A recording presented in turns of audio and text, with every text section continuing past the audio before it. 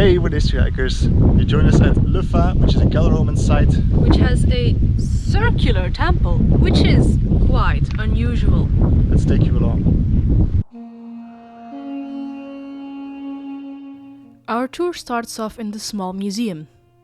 Enjoy some of the splendid artifacts found here at Le Fa while we talk about its history. The site has been inhabited for millennia, as early as Neolithic times. The Gallic tribe of the Santons eventually settled here, which would form the basis of the later Gallo-Roman city. With the conquest of Gaul by the Romans, a true city formed. The first important buildings were constructed during the Flavian emperors in the 1st century AD, but its true golden age was during the 2nd century.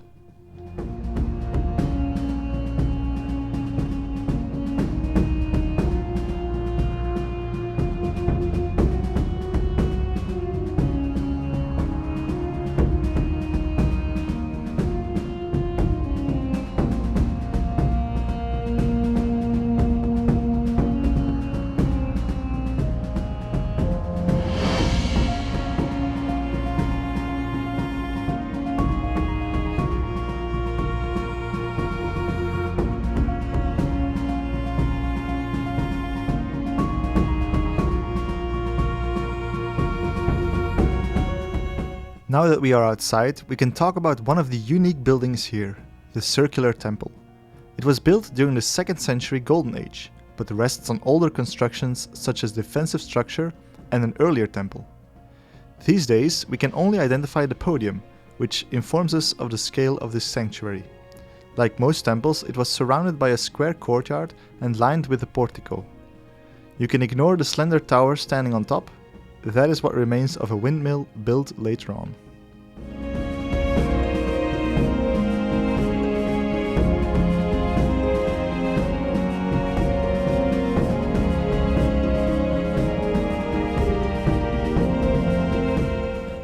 We climb to the top of the podium and see the foundations of the thick walls and buttresses of the inner sanctuary or cella.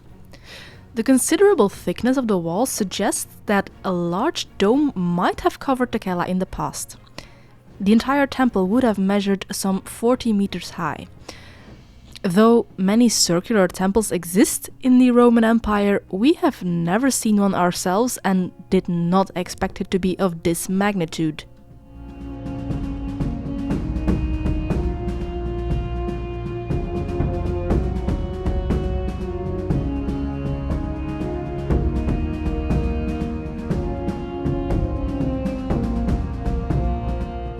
Researchers aren't entirely sure on the name of this Gallo-Roman city, but believe it to be Novio Regum, which is documented in a text known as the Antoninus Itinerary. Though it's a small site today, it would actually have encompassed over 140 hectares.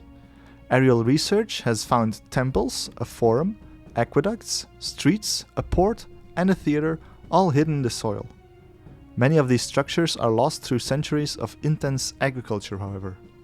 In its golden age, Novio Regum would have been located along the shore and functioned as an emporium or a trading city. Goods flowed into the city from places like Britannia, Hispania, and beyond.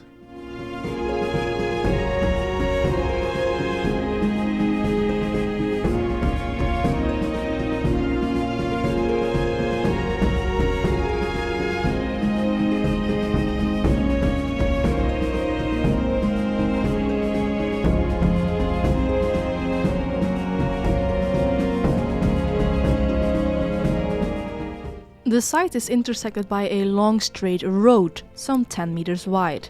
This was the main street, or Decumanus, and would have been lined with porticos and shops.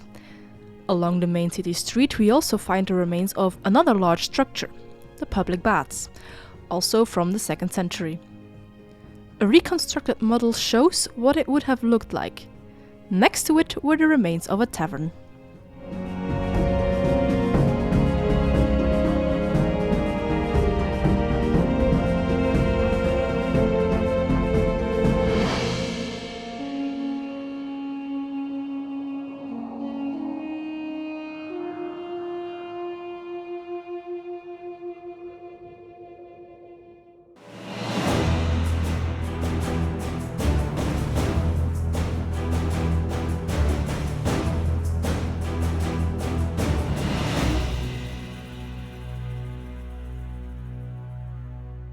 The street side of the bathhouse was lined with small square rooms, which probably functioned as shops.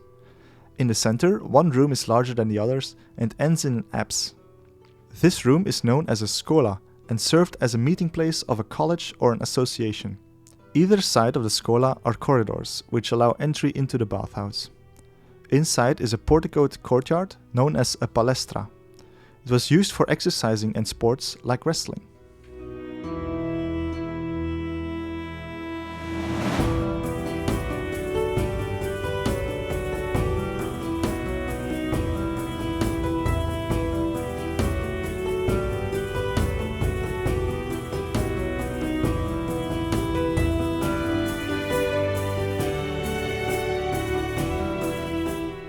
The bathers would enter the bathhouse through the frigidarium first, which is a cold room.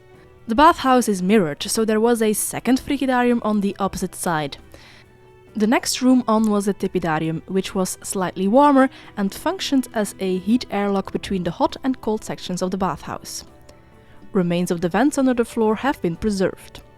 This is where the warm air would circulate to heat the room above.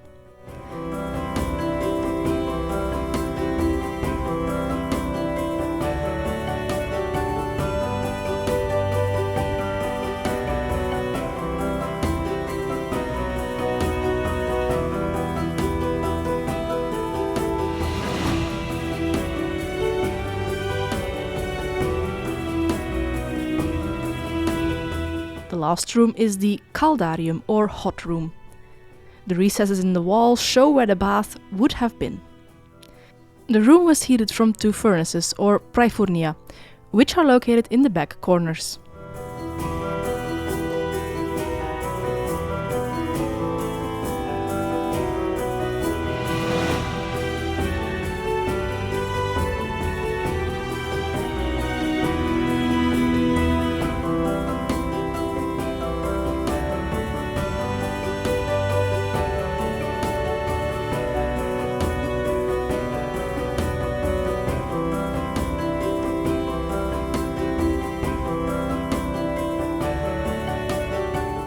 Along with the furnace, this room also held a large water reservoir, 16 meters deep. A bucket change system would pump the water, which could then be distributed over the baths.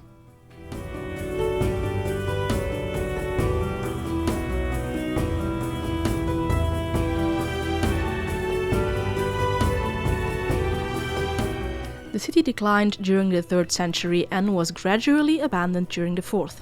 Possible causes are the siltation of the port and the unrest linked to the great invasions. During the following centuries, the ancient Roman city became a stone quarry, and in the 16th century a windmill was built on the podium of the temple. Archaeological excavations will continue, however, which may bring more information of this ancient site to light.